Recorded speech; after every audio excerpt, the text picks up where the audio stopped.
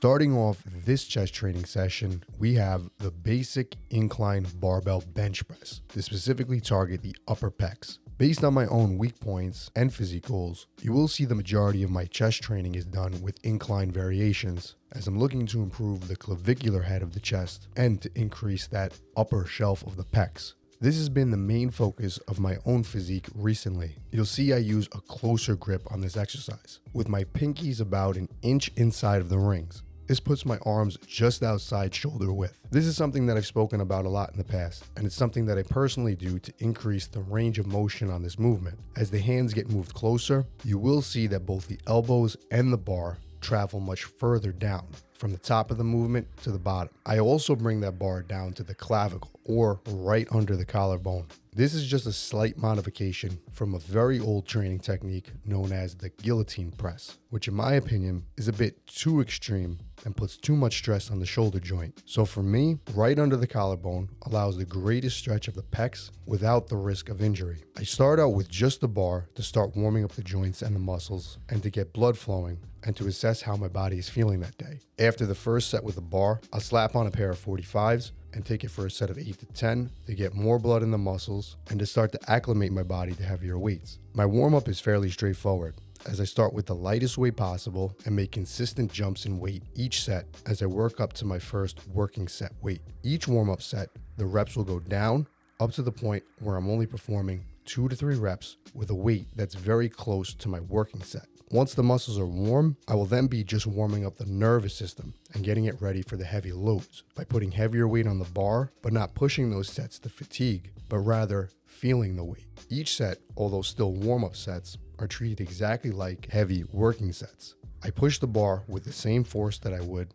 as a set with much heavier weight. And by the time I get to the heaviest set, my body is primed to take that weight through a full range of motion. While doing the incline bench, my main focus is to get a full stretch of the pecs at the bottom and then squeezing the weight up into the fully contracted position at the top. Many people have critiqued my bench pressing technique over the years, saying that it's a bit explosive and that there's even some bouncing. But what's actually going on here is I'm treating the bench press as a power movement. I'm mentally focusing on performing the positive portion of this movement as fast as possible. This has allowed me to not only build a very strong bench press, as my best ever was 385 pounds with a close grip at just 190 pound body weight. And I've done over 3 plates on the incline, but this power and strength that I've been able to build on the bench has carried over to all of my other lifts, allowing me to handle heavier loads even on isolation movements, which in my opinion is one of the biggest reasons for my physique development over time.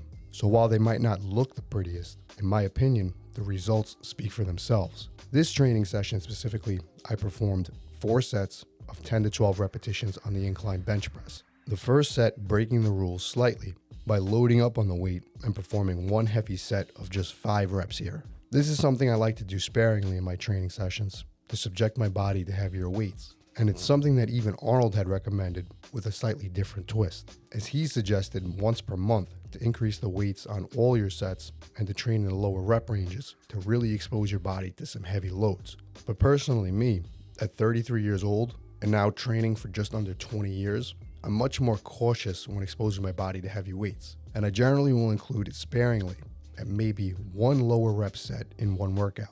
Otherwise, the majority of my training is done in a more standard or traditional 8 to 12 rep range. Keep in mind though, that's not saying I aim to train light, as I'm still training with 225 pounds for sets of 12. I'm just using a more moderate rep range. These sets are all aimed to be performed for 10 to 12 reps today, with an average of 1 to 2 reps left in the tank for each set. When using the same load, that should mean that the first 1 to 2 sets should be stopped when I can perform no more than 2 additional reps. But as fatigue builds, and the more sets I perform with the same weight, it should be expected that I'll take each set closer to failure as the workout progresses. And while I might have 2 reps left in the tank on set 1, by set 4, I likely only have 1 or maybe even 0 reps left in the tank. This is not me purposely training to failure, but fatigue building up and performance dropping off. All this should be expected when training with higher volume or higher rep training. Next up is one of my favorite movements and personal secret of mine that I'm going to share with you guys today. and that is the high incline Arnold press. This is a movement used specifically again to target the upper chest and the front delt tie-in. And the reason I love this movement is that it not only nails the front delts very hard, but by rotating the dumbbells at the bottom, it offers two huge advantages for chest training. First, it increases the range of motion, something that many people get wrong when talking about dumbbell pressing. Many of them claim dumbbell pressing is better than barbell pressing because of the more natural range of motion. But what they often miss is that most people actually perform the dumbbell press with a much shorter range of motion than they would with a barbell. Especially as the dumbbells get bigger, the size of them will usually get in the way and hit your chest or your shoulders, forcing you to go wider if you're looking to still keep that large range of motion. This is not always ideal for pressing, and it's one of the main reasons that as you become stronger, using heavier and heavier dumbbells means that they'll get bigger, and over time you'll continuously have to alter the movement. Now, when you rotate the dumbbells at the bottom, you're getting that increased range of motion by moving the dumbbells around your body. But the really cool thing here, and the second benefit of doing this, is pressing from the reverse grip position at the bottom. This increases the tensions on the upper pecs significantly. Many guys promote the use of reverse grip bench press for the upper pecs. Some say it's an even better movement than the incline press. But if you haven't tried the incline Arnold press, give it a try and see how this variation forces those elbows in close to the body. And with the increased range of motion, just how much the upper pecs burn after this exercise. These were performed for just 2 sets of 8 to 10 reps here, as I've already done a lot of pressing for the pecs. And then moving on to the last movement and finishing off this chest workout to specifically stretch the pecs, I moved into the dumbbell fly. For full development of the pecs, you want to make sure you focus on 3 things: heavy loading, which we accomplished with the incline pressing, full range of motion with an emphasis on the contraction, which we got with the incline Arnold press, and covered with all the other exercises as well here. And then finally, the third most important variable, stretching of the target muscle. And there's no better movement to do that to the pecs than the dumbbell fly.